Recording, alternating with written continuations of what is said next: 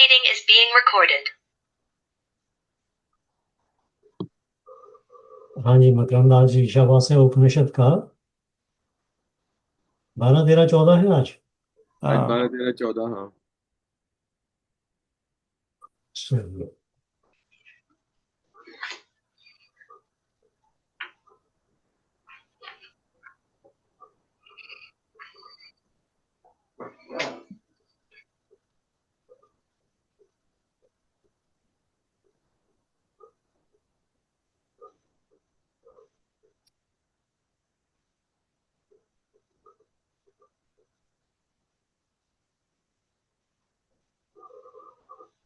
हाँ जी, पढ़ रहे हैं। ओके। हम्म, तो मंत्र 12 पहले 12 करते हैं।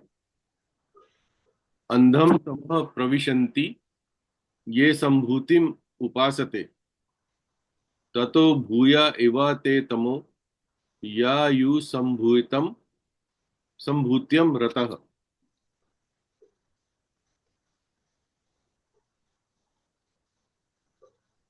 अंधम, अंधम इज फॉर इग्नोरेंस, तमः इज फॉर डार्कनेस, प्रविशन्ति यानी एंटर इनटू, असंभूतिम, असंभूतिम is for devatas, demigods, देवता, उपासते वर्शिप, और संभूतियम, संभूति कहते हैं जो एब्सोल्यूट, रतः एंगेज्ड। तो the translation goes like this: those who are engaged in the worship of demigods enter into the darkest region of ignorance, and still more so do the worshippers of the impersonal absolute.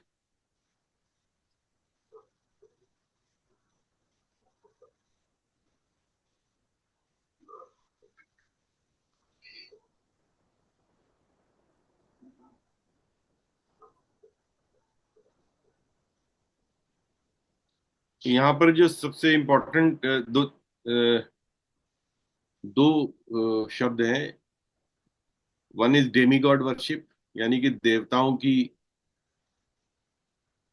पूजा या भक्ति, और दूसरा है ये असंभूति या संभूति। संभूति जो परम परमात्मा है उसको संभूति कहा है, and that's the one who is the only one who has a independent existence, independent of everything else, not dependent on anything. ये भगवत गीता में भी 10th चैप्टर में बोला था कि he is the only one who exists independent. मतलब निर्गुण ब्रह्म, नहीं, independent, not depending on anything. तो निर्गुण ही ब्रह्म तो हुआ ना वो फिर, नहीं, निर्गुण अनमैनिफेस्टेड। वो तो है, लेकिन वो किसी चीज के ऊपर उसका दारोमदार नहीं है, करेक्ट। ठीक है ना। और असंभूति जो इसका, संभूति इसको कहा ना। संभूति उनको कहा और असंभूति उनको कहा कि जिनकी कोई इंडिपेंडेंट एग्जिस्टेंस नहीं है।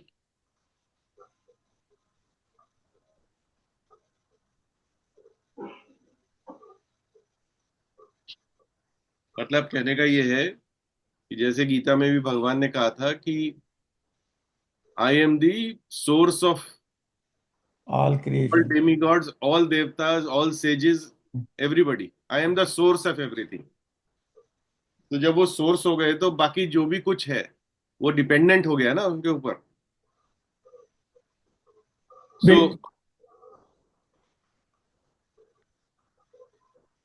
डेमी गॉड्स Basically, यहाँ sorry. पर, sorry, you are saying something. Basically, what it's saying, those जो उपासना में लगे हुए हैं वो तो अंधकार में है ही, बट जो किसी में भी नहीं है वो उससे भी बड़े अंधकार में है। हम्म, That's what it is हाँ। simply. जो किसी में भी रत नहीं है वो बड़े अंधकार में है। इसमें थोड़ा सा ना ये जो गीता का एक्सटेंशन है, एक तरीके से हम लोगों ने उसमें पढ़ा भी था। इसके ऊपर चैप्टर में काफी ज्यादा था, आई थिंक चैप्टर 9 में और चैप्टर 7 में काफी सारा था इसके बारे में, कि ये देवताओं को डिफाइन किया था। तो उसमें एग्जाम्पल दिया था कि भाई देवता is like a set of ministers. Devi Rain and god. Devtas.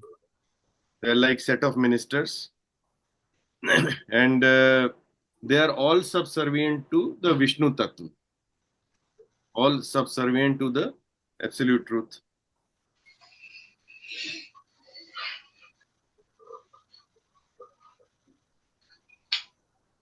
So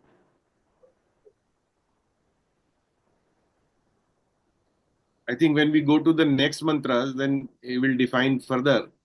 But here, basically, we have to only understand what the verse is saying is that anything which is not Bhagwan Param Paramatma, that is subservient to him, and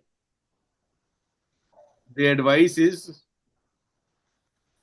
to not do their bhakti, demigods.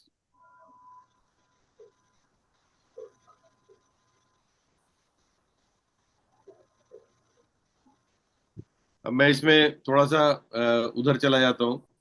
Gita में 7th chapter में 4 श्लोक हैं, 7.2 से लेके 7.20 से लेके 7.23 तक।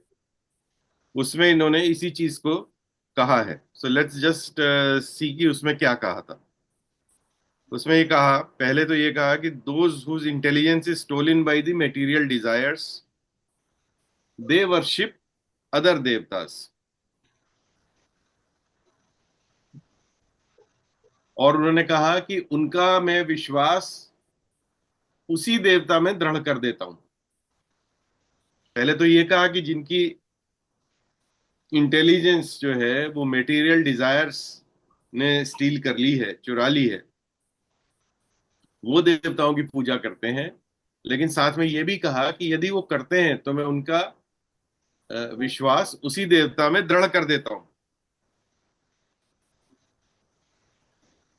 7.21 में उन्हें कहा कि मैं किसी को लिमिट नहीं करता कहीं भी जाने से, जो जैसा चाहे वैसा कर सकता है। फिर उन्होंने कहा कि देवता जो हैं वो है ही इसलिए कि वो आपको मटेरियल डिजायर्स फुलफिल करें, but they are actually a proxy. The benefits, whatever are the benefits or whatever are the fulfillments coming out of the devta worship are also coming from me. So they only act as proxies. And फिर ये कहा था कि those benefits are not important, sorry, they're not permanent. For example, the benefits like mukti, जिसको हम liberation या वो सब बोलते हैं, कि जो है मोक्ष, ये सब जो है भगवान के अपने उसमें है, ये डेलीगेटेड नहीं है to the ministers, to the devatas. और फिर उन्होंने कहा था कि इस प्रकार के जो व्यक्ति हैं वो अल्प मेधा हैं। एक ये शब्द यूज किया था गीता में, अल्प मेधा, अल्प बुद्धि वाले, हाँ, जिनकी बुद्धि पूर्ण रूप से डेवलप नहीं है। विकसित नहीं है। They go for demigod worship and ultimately they go to the devta planets only. They do not come to me. And devta planets means even Swarglok is considered a devta planet, a material planet. So if you go to Swarglok, for example, then it is good, but it is not permanent. जब तक आपके पुण्य हैं आपके account में, तब तक आप वहां रह सकते हैं इन ब्लिस, बट वंस वो पुण्य क्षीण हो जाते हैं तो फिर दोबारा से ये जो मटेरियल साइकिल है बर्थ एंड डेथ का, ये शुरू हो जाता है। वही मतलब जो पैसा खत्म हो गया तो वकेशन में वापस आना पड़ेगा। वापस आना है, हाँ correct.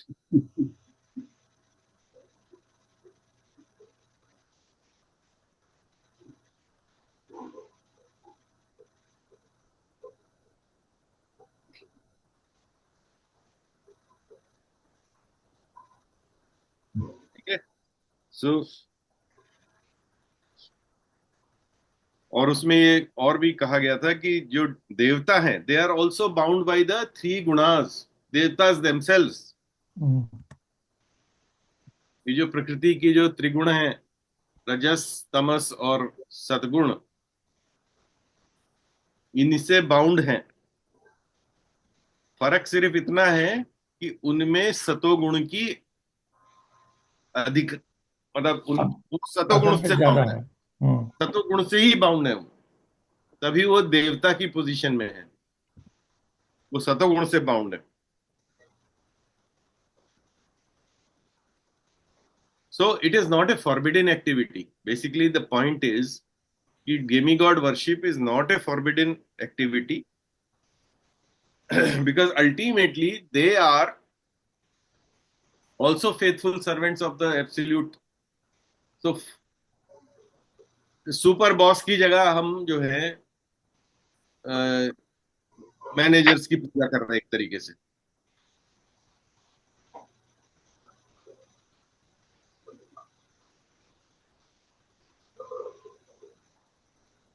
So this is what it is.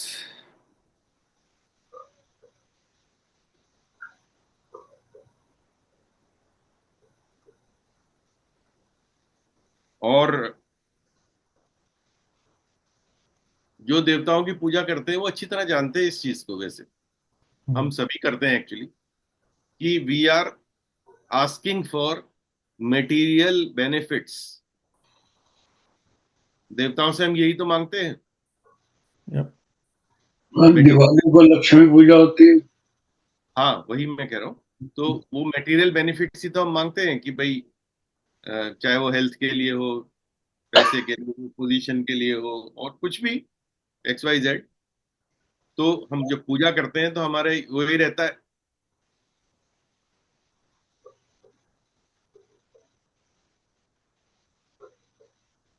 और फिर जब हम उससे उठते हैं तो फिर हम ब्राह्मण वर्शिप की तरह, जिसका इंडिकेशन दिया है उन्होंने, हम ब्राह्मण वर्शिप की तरह जो है वो टेक ओवर करता है। अगर हम when we want to go further than that.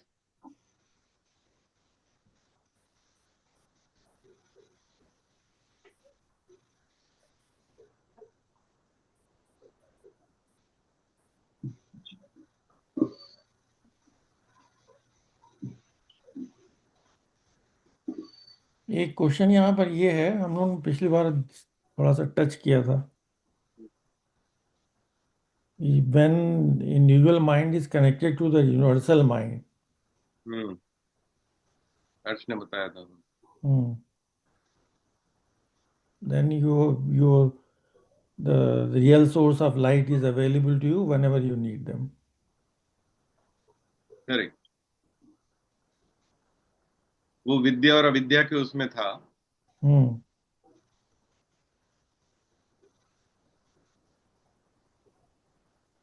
Harsh, you want to say anything? नहीं, मेरे इसमें रिलेटेड क्वेश्चन ये था हर्ष, कि हम लोग जो ध्यान करते हैं to connect to the universal shakti, तो ये भी संसारिक हुई ना फिर, कि ब्रह्मन वाली है ये। उसको आप संसारिक कहो या अनमैनिफेस्टेड नॉलेज कहो, तो उसमें सारा कुछ है ना, संसारिक भी है और आध्यात्मिक भी है।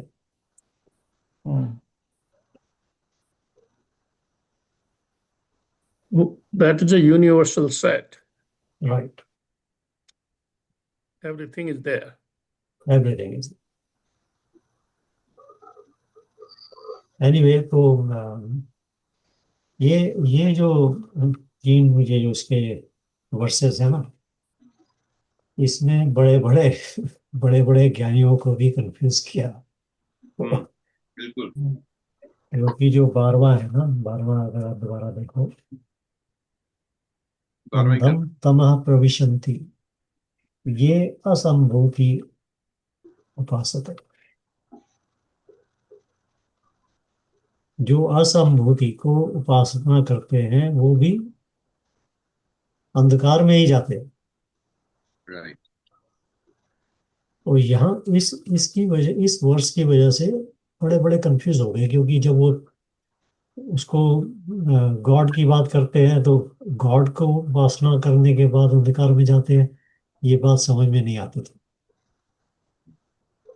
तो उसको वो इस वर्ष को एक्सप्लेनेशन में बड़े बड़े जो स्कॉलर्स हैं हमारे और ऋषि हैं, ऋषि तो नहीं कहना चाहिए, संत जो हुए हैं, वो गुरु जो हुए हैं, आचार्य हैं। वो अवॉइड कर जाता है।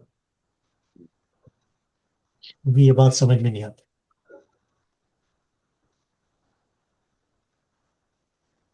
तो जब ये मैंने मैंने भी ये पढ़ा तो मैं भी कंफ्यूज ही था इसमें। तो बात आपको मैं सिर्फ ये एक एग्जांपल के लिए बता रहा हूँ, क्योंकि ये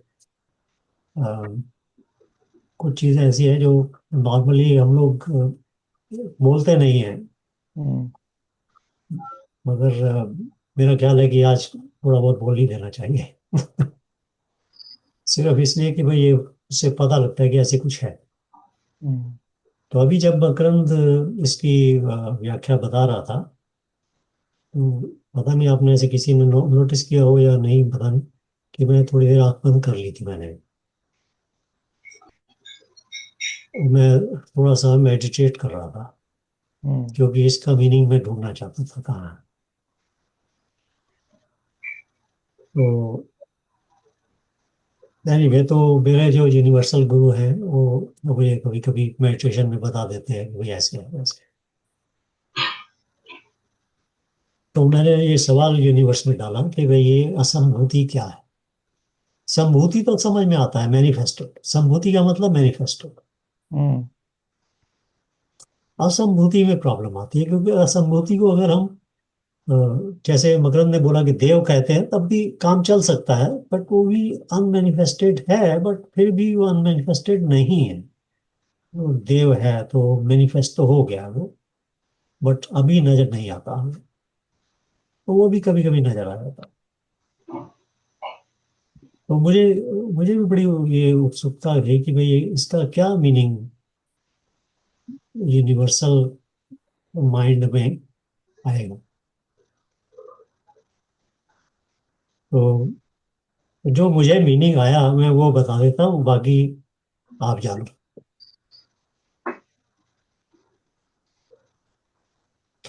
अब उसको मीनिंग को वर्ड्स में डालने में थोड़ा सा वो होगा मुश्किल, बट फिर भी मैं बता देता हूँ, कोशिश करता हूँ।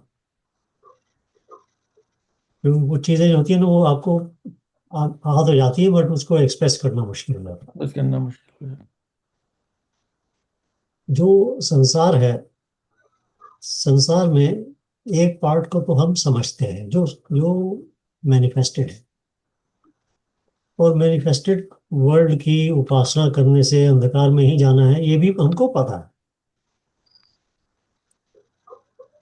दूसरा पार्ट जो यूनिवर्स का है, वो अनमैनिफेस्टेड जिसको बोलते हैं, वो इतनी आसानी से मैनिफेस्ट नहीं होता, बट वो एक ऐसा है जैसे अम, एक world of energies, different type की एनर्जीज का एक यूनिवर्स, जो कॉन्स्टेंटली बहुत बड़ा है, बहुत डीप है और बहुत बिजी है। और वो सारी एनर्जीज जो है वो हेल्प करती हैं किसी ना किसी तरीके से मैनिफेस्टेशन के अंदर, मैनिफेस्टेड वर्ल्ड के अंदर। इस कारण से इसको जब हम देव बोलते हैं तो एक एक्सप्लेनेशन संभव है उसको समझना। बट जो वो फोकस है उस unmanifested world of energies, scientific language के अंदर, वो बहुत ही समझ लीजिए कि बिजी है, स्पीड के साथ में मूवमेंट है उसका चल रहा है।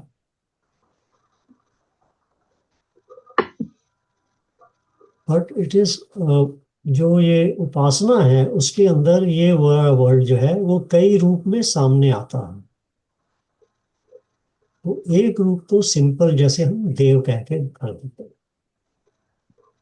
दूसरा रूप उसका शक्तियों का आता है, जिसके अंदर जैसे फॉर एग्जाम्पल जो तांत्रिक लोग जैसे उसके उसकी उन शक्तियों की उपासना करते हैं।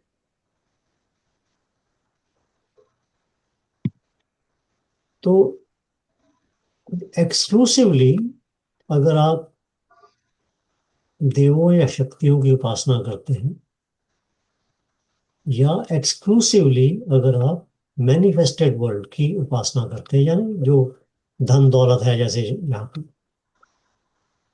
जब आप एक्सक्लूसिवली करते हैं तो आप दोनों वर्ल्ड्स के अंदर पूरी तरह से एंटेंगल हो जाते हैं, माया में लिप्त हो जाते हैं।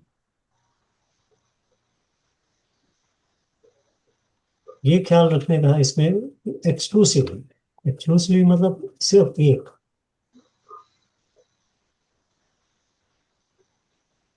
तो दोनों ही रूप में आपको अंधकार में जाना पड़ता है क्योंकि आप माया में लिप्त हो जाते हैं। मगर जब आपको दोनों ही संभूति और असंभूति दोनों का ज्ञान हो जाता है, तब आप उसके अंदर लिप्त नहीं होते हैं, इसलिए तब आप मृत्यु से अमृत की तरफ जाते हैं। उसी जिस वक्त आपको दोनों का ज्ञान एक समय में हो जाए, तब आपका लिप्त होना मुश्किल हो जाता।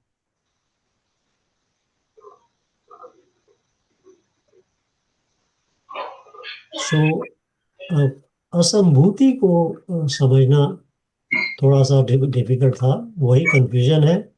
इसके ऊपर शंकराचार्य ने भी टिप्पणी टिप्पणी की हुई है, स्वामी चिन्मयानंद ने भी की हुई है, उनके गुरु तपोवन महाराज ने भी की हुई है।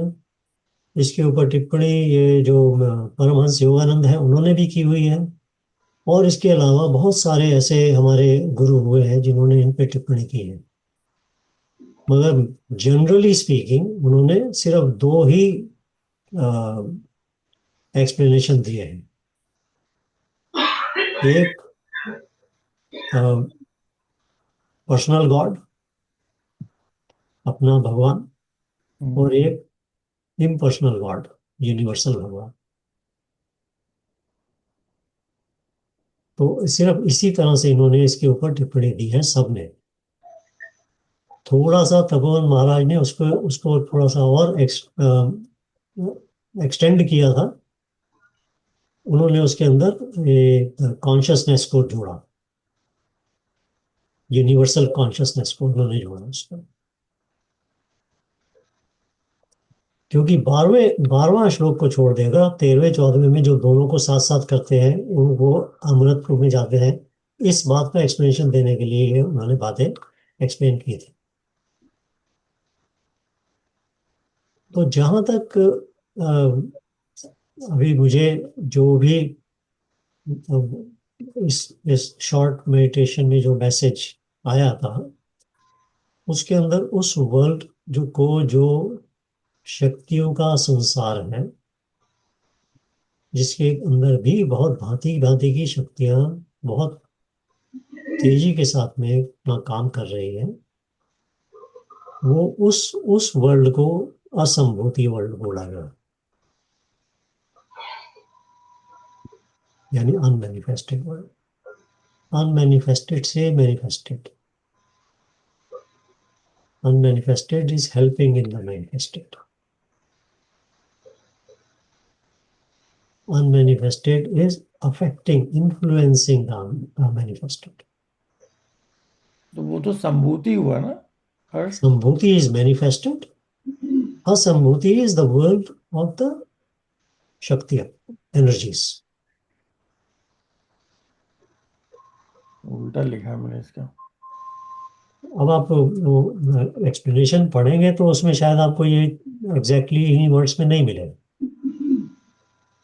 इसीलिए मैंने कहा कि आपको मैं आपको बता देता हूँ। जनरली हम लोग ये चीजें जो होती है बताई नहीं जाती है इस तरह से। Can we say that manifested is प्रकृति, nature? राइट। मैनिफेस्टेड को हम मैनिफेस्टेड प्रकृति, क्योंकि अनमैनिफेस्टेड में भी प्रकृति है। Is unmanifest, you are saying it is a world of energies, हाँ, which are not manifested. right, which are not directly manifested. You only see them once they manifest, once they convert into manifestation. Otherwise you don't see them. So you will experience only manifested. Unmanifest को तो आप experience भी नहीं करने वाले। Right, but वो unmanifested को आप एक्सपीरियंस तभी करोगे जब वो मैनिफेस्ट हो जाएगी। मगर अनमैनिफेस्टेड को एक्सपीरियंस आप कर सकते हैं क्योंकि वो भी उसका ज्ञान भी यूनिवर्सल माइंड के अंदर अवेलेबल है। तो जब आप उस यूनिवर्सल माइंड में कनेक्ट हो जाओगे तो आपको मैनिफेस्टेड और अनमैनिफेस्टेड दोनों क्लियरली नजर आना शुरू हो जाता है। जब वो आपको क्लियरली नजर आना शुरू हो जाता है तब आप अमरत्व की तरफ जाते हो। सो जो ज्ञान है वो उसका है, अवेलेबल है, but is available only in that form जिसको आप अनमैनिफेस्टेड फॉर्म को ही एक्सपीरियंस कर सको। But both of that is ये में प्रभात को, क्योंकि अभी उसने जिक्र कर दिया था यूनिवर्सल माइंड का, और अशोक ने भी इसके बारे में बात किया था कि सब कुछ है उसके अंदर। तो वो मैं बता रहा हूँ कि ये this is how it works.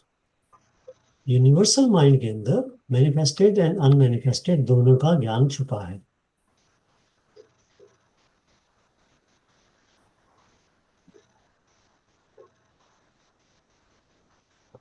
So this is going to remain a little bit complex to understand, but इसीलिए सिंपल वर्ड्स के अंदर इनको जब बोलते थे वो, तो उन्होंने कहा देवी देवता बोल दिया उन्होंने, क्योंकि जो अनमैनिफेस्टेड एनर्जीज हैं उसको हम देवी देवता की तरह से भी देख सकते हैं। बट उसके अंदर यक्ष भी आ जाते हैं, उसके अंदर बहुत सारी चीजें हैं, बहुत सारी शक्तियां उसके अंदर हैं, बहुत सारे फॉर्म्स ऑफ शक्तियां उसके अंदर हैं। हर्ष, इसको हम इस तरह से ना समझे कि जो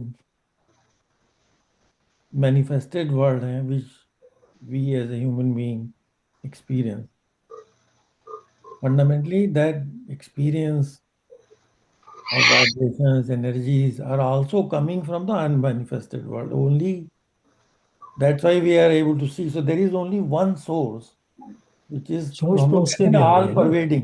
बिल्कुल ठीक है, सोर्स है वो फिर इन अनमैनिफेस्टेड एनर्जीज के भी बाद है। जो हमारा जिसको हम ब्रह्म बोलते हैं वो इन सबसे ऊपर है, तो इस सबसे अलग है वो। यस, ठीक है ना। तो वहां से जब वो शुरू होती है मैनिफेस्टेशन, तो पहले अनमैनिफेस्टेड एनर्जीज का वो क्या कहते हैं, अनुभव होता है, उत्पन्न होती है, समझ लीजिए। वो अनमैनिफेस्टेड एनर्जीज से के थ्रू चलती फिर वो मैनिफेस्टेशन जो हम फिजिकल वर्ल्ड है उसकी तरफ जाते हैं। बट हम being with in the physical world, हमारा जो 99% एक्सपीरियंस जो है वो फिजिकल वर्ल्ड के साथ ही रिलेटेड होता है। But there is still 1% experience जो हमारा अनमैनिफेस्टेड एनर्जीज एंड बियॉन्ड के साथ में रिलेट हो सकता है। क्योंकि हमारा 99% इन द फिजिकल वर्ल्ड, क्योंकि हम लोग भी एक पार्ट ऑफ फिजिकल वर्ल्ड है, हमारे 99% एक्सपीरियंसेस, हमारे 99% नॉलेज जो है फिजिकल वर्ल्ड के साथ ही एंटेंगल रहती है, इसी माया में चली जाती है। बट वो जो 1% का जो पार्ट है, वो जो छोटा सा पार्ट है, वो उसको, उसकी तरफ जब आप जाते हैं तो वो आप वहां से फिर वो अनमैनिफेस्टेड में जुड़ना शुरू होती है। और अनमैनिफेस्टेड और मैनिफेस्टेड दोनों का ज्ञान जब एक बार समझ में आ जाता है, तब आप ब्रह्म की तरफ चले जाते Yep. हैं। सो ये प्रोसेस जो है, ये इसको उन्होंने वो इस तरह से प्रेजेंट किया है कि वो इसको समझना, स्पेशली 12वें श्लोक को समझना जो है ना, उसको एक्सप्लेन करना बड़ा मुश्किल हो जाता है। एक्सप्लेन करना मुश्किल है, मैं ये नहीं कहता कि समझते नहीं है लोग, बहुत हमारे गुरुओं ने समझा है इन चीज़ों को, बट उनको एक्सप्लेन करना मुश्किल हो जाता है, क्योंकि वो कहते हैं अनमैनिफेस्ट को भी उपासना करने से अंधकार में जाते हैं। इसलिए अनमैनिफेस्ट को हम भगवान कह नहीं सकते, उसका So वो basically, वर्ड नहीं, हम एक्सप्रेस नहीं कर सकते हम उसको इस तरह से कि वो भगवान है। भगवान की उपासना से अंधकार में कैसे जाओगे, फिर तो बड़ा सवाल आ जाएगा ना, कंट्रोवर्सी शुरू हो जाएगी। इसलिए वो वाले वर्ड्स यूज नहीं कर सकते। मगर क्योंकि ये डिफिकल्ट है एक्सप्रेशन, तो इसलिए बहुत सारी किताबों में, बहुत सारी जगह पर आपको वही वर्ड मिलते हैं। बट वो जो वाइस ज्ञानी होते हैं, जो वो समझते हैं कि वर्ड्स का जो मीनिंग है वो एक्यूरेट होना चाहिए, अदरवाइज वो वही वर्ड्स मिसलीड कर सकते हैं। आशीष को इस तरह से ना समझे कि हम, की वर्ड मुझे लगा वो while you are performing or engaged in this physical world, sansaric world, you are performing your activities without being lipped, without being entangled. Now at this stage, another thing we learned today is that you have the knowledge of both manifested and unmanifested.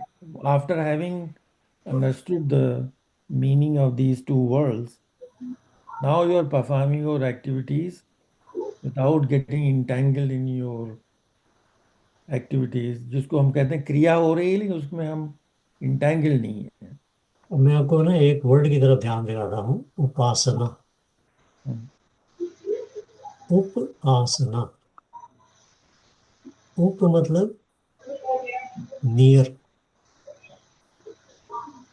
जैसे उपनिषद। आसना यानी बैठना,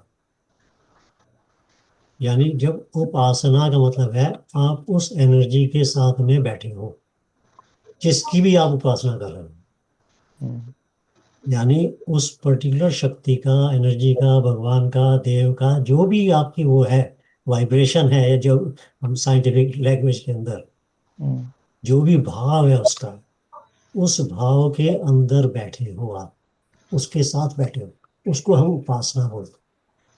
जब तक हम उस भाव के साथ जुड़ के नहीं बैठते, हमारी उपासना जो है वो उपासना नहीं होती, वो सिर्फ एक क्रिया रह जाती है। तो जो उपासना वाली बात है ना, वर्ड जो इसके अंदर जो यूज किया गया है, उपासना यूज किया गया है, इसलिए इसको ये उसी तरीके से देखना चाहिए कि जो व्यक्ति उपासना उस भाव के साथ में, जिस शक्ति का भाव, जिस मैनिफेस्टेड वर्ल्ड का भाव, उस भाव के साथ में बैठता है, यानी उसी के साथ में, वो एनर्जी के साथ में पूरी तरह जुड़ गया है, तब उसको हम उपासना बोलेंगे ना।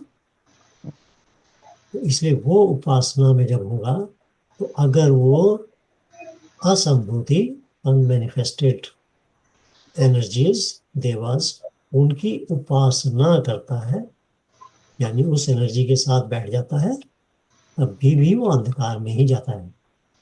और जब वो मैनिफेस्टेड की उपासना करता है, तभी भी अंधकार में जाता है। मगर जब वो दोनों को समझ जाता है, तब किसके साथ बैठेगा वो? तब वो उसके साथ बैठता है जो इन दोनों का सोर्स है। इसलिए वहां वो अमृत की तरफ चल रहा था। But The word to take home is not only asambhuti sambhuti, the word to take home is also upasana. उपासना का मतलब क्या है? Not a kriya. It is not a kriya. It is sitting in that particular energy, in भाव, जिस भाव की आप उपासना कर रहे हैं, उस भाव के साथ पूरी तरह से बैठ जाना, उसे उपासना बोलते हैं।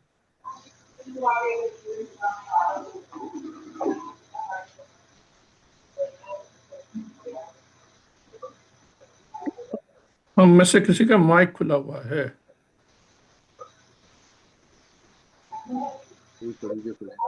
बैकग्राउंड से कोई आवाज आ रही है। बैकग्राउंड से मेरी वाइफ कर रही है, मैं कर दे। ठीक है,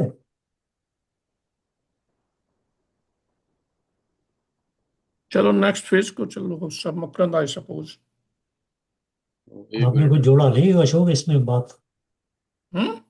आपने कुछ अपना भाव प्रकट नहीं किया कुछ? नहीं, मैंने तो भाई वो कर दिया था यूनिवर्सल।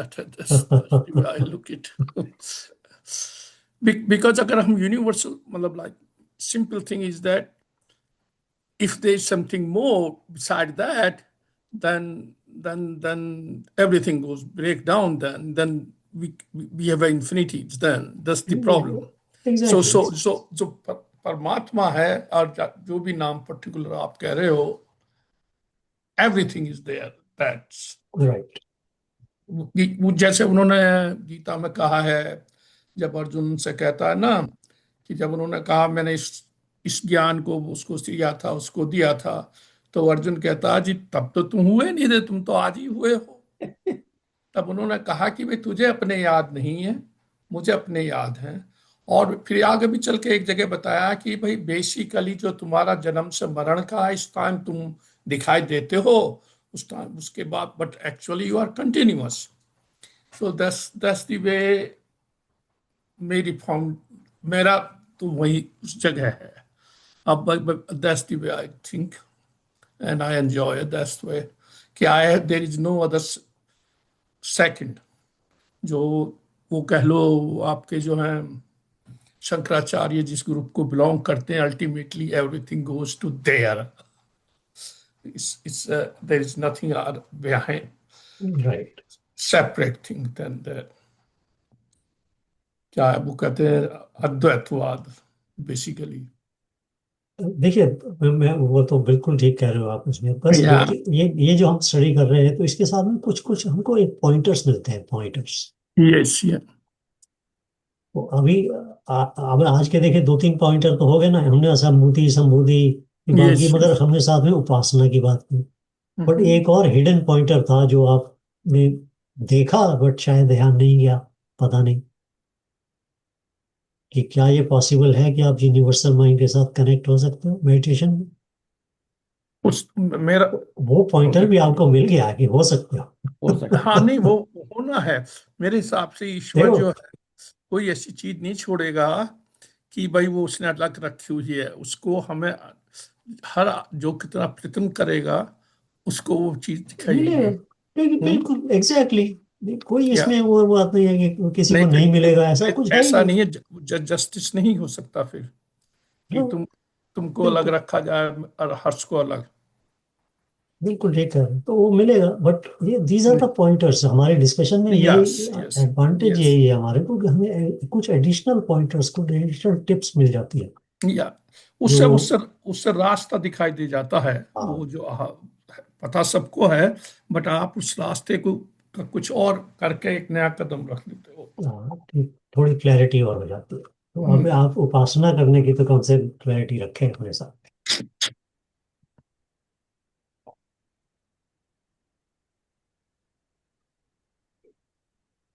क्यों राम विनोद जी? हाँ जी। थोड़ा सा इसी मैनिफेस्टेड जो है उसकी जब आप उपासना कर रहे हैं तो एंटेंगलमेंट होने वाला है। It is perfectly fine, right. No जो अनमैनिफेस्टेड है उसको, उसकी उपासना जब आप कर रहे हैं तो मैं नहीं समझ रहा कैसे एंटेंगलमेंट होगा जब वो अनमैनिफेस्टेड है, और the entanglement will be there. Then third thing you have mention, जब ये दोनों का ज्ञान हो जाता है, दोनों आप साइमल्टेनियसली करते हैं, then there won't be any entanglement with this, and then you are Brahm तक आप पहुंच गए फिर। राइट। लेकिन मैं ये नहीं समझ पा रहा कि ये अनमैनिफेस्टेड से कैसे एंटेंगलमेंट होता है। मैं सिंपल एग्जांपल देता हूँ आपको कि जैसे ये होते हैं, ये तांत्रिक होते हैं या अघोरी होते हैं, तो जिन शक्तियों की ये उपासना करते हैं ये उनके साथ में एंटेंगल हो जाती है। उसमें से बाहर कैसे निकलेंगे वो? जब तक उनको मैनिफेस्टेड और अनमैनिफेस्टेड दोनों का ज्ञान नहीं होगा तब तक उसमें से बाहर नहीं निकलेंगे। मैं ये नहीं कह रहा कि तांत्रिक या घोरी को कभी रियलाइजेशन नहीं होता या ज्ञान नहीं होता है, मगर वो तभी होता है जब उसको मैनिफेस्टेड और अनमैनिफेस्टेड दोनों का ज्ञान हो जाता है। जब वो सिर्फ एक ही शक्ति में लगा रहता है तो वो एंटेंगल रहता है उस शक्ति के साथ।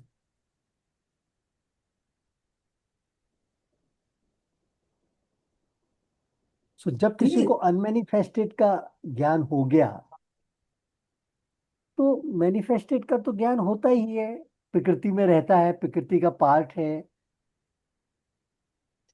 तो इसका मतलब वो उसका हाँ तो तो फिर हो गया नहीं, काम। देखिए वो क्या, जो जो मैनिफेस्टेड का जो ज्ञान है ना, उसके अंदर एंटेंगलमेंट बहुत ज्यादा है। क्या? कि मैं ये हूँ। या तो मैं जो ये हूँ वो प्रकृति के, मैनिफेस्टेड प्रकृति के पार्ट में मैं भी एंटेंगल्ड हूँ। हाँ, मेरा ये विचार है, मेरा ये भाव है, मेरी ये पर्सनैलिटी है, मेरा ये नाम है, मैं आदमी हूँ कि औरत हूँ, मेरा ये शरीर है, मुझे ये बीमारी है, मुझे ये स्वस्थ स्वास्थ्य है, मैं मसल वाला आदमी हूँ, मैं कमजोर हूँ, मेरा मेरा स्ट्रक्चर बड़ा है, मेरा स्ट्रक्चर, ये सारे के सारे जो है ये इसे परफेक्ट एंटेंगलमेंट। मैं सर्च कर रहा हूँ, ये भी एंटेंगलमेंट है।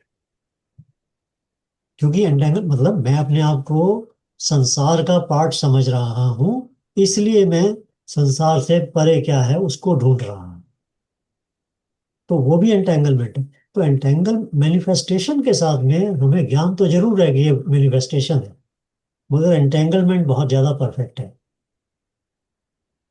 अनमैनिफेस्टेशन के साथ में एंटेंगलमेंट थोड़ा कम होता है क्योंकि हमें उसका ज्ञान ही नहीं होता। और जब हमारा ध्यान उधर चला जाता है तो हमारा एंटेंगलमेंट उस शक्ति में ही चला जाता है, वहीं रुक जाता है मजाक।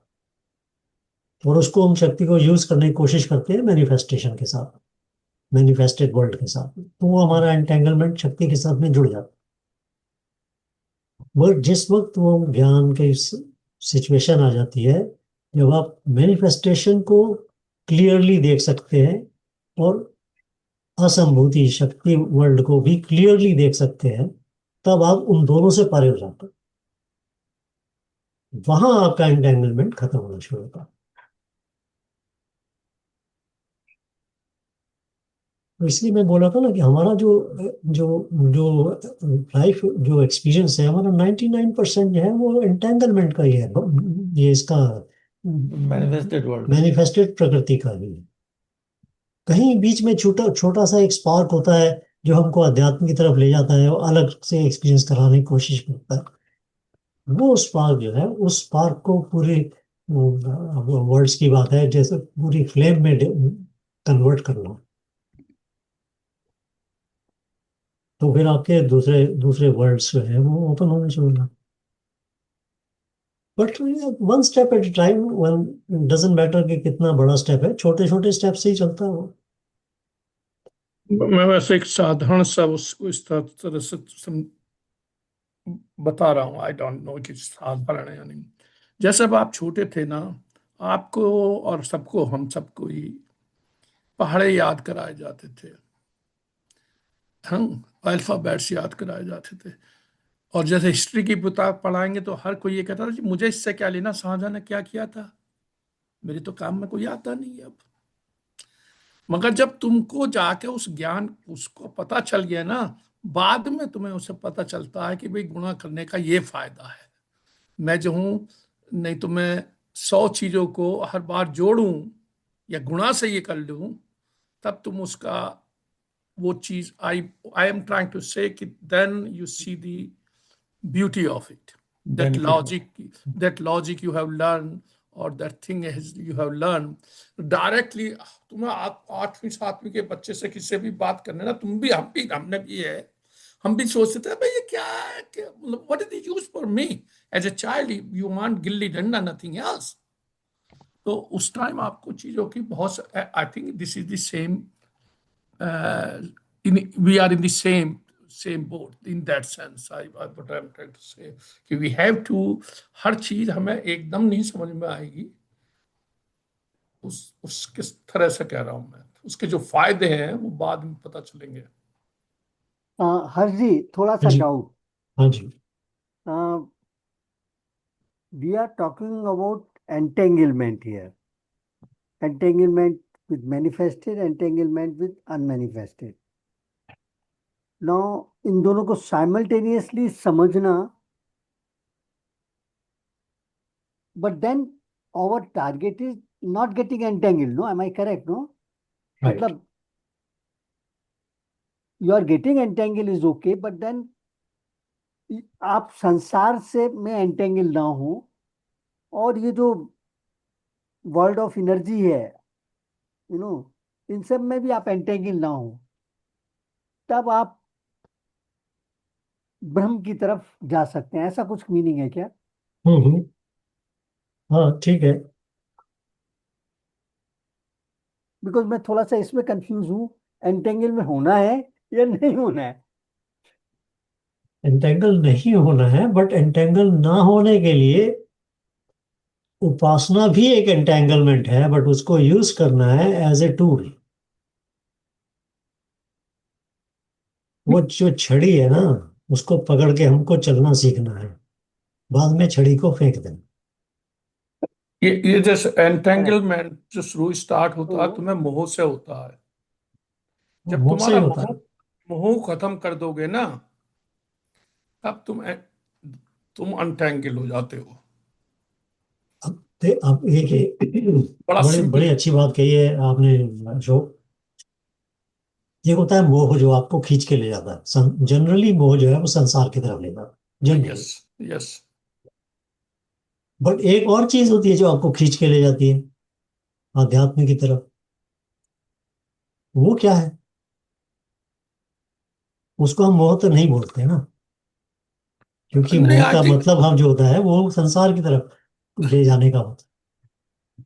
मगर जो जो जो आपको अंदर से कोई ना कोई एक ऐसी चीज जो आपको खींचती है अध्यात्म की तरफ, ब्रह्म की तरफ, भगवान की तरफ, या परमात्मा, जिस भी वर्ड को आप यूज कर, वो क्या है? मुझे तो वो Harsh, जिज्ञासा I लगती है। think that is also moh, because you want to become better person. But it is not a moh of the world. It is something No, else. I But it is, effect is still the same. It is attracting you. It is drawing you towards it. But it is drawing you not towards the world. It is drawing you towards the Paramatma. Paramatma. yeah। सो हर्ष जी, मैं मतलब उसको जिज्ञासा बोलना चाहता हूँ। ठीक है, जिज्ञासा से ही सेम चीज है। किसी भी शब्द को आप यूज करेंगे, जिज्ञासा संसार के लिए भी हो जाती है, मगर मोह नहीं होता ना जिज्ञासा के अंदर को। मगर जो जो चीज आपको खींचती है अपनी तरफ, उसके लिए हम कहते हैं जो संसार की तरफ खींचती है वो मोह होता है।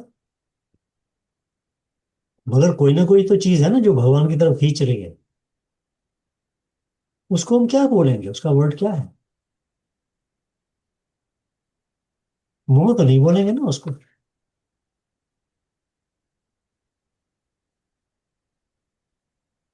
मुमुक्षुत्व, इस तरह का वर्ड यूज किया गया, क्योंकि वो उसको, उसके लिए मोह का वर्ड नहीं यूज नहीं हो सकता। बट है तो सही ना, अट्रैक्शन तो है ना कुछ तो है चीज जो आपको उधर खींच रही है।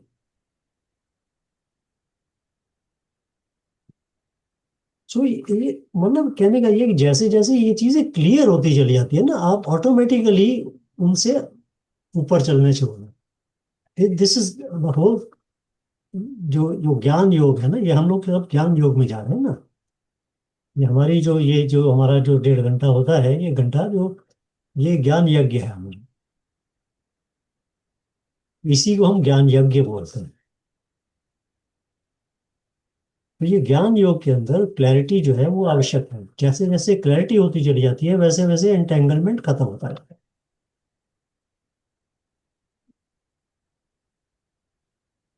तो हम सब बैठ के यहाँ ज्ञान यज्ञ कर रहे हैं पिछले कई सालों से।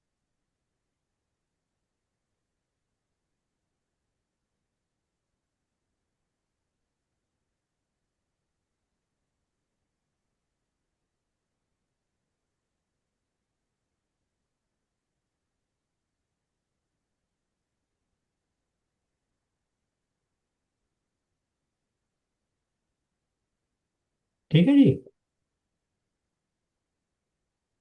मेरे ख्याल अभी वो नेक्स्ट पार्ट आ गया है हमारा, आधा घंटा बचा। तो इसको अभी हम रोक देते हैं। हम्म।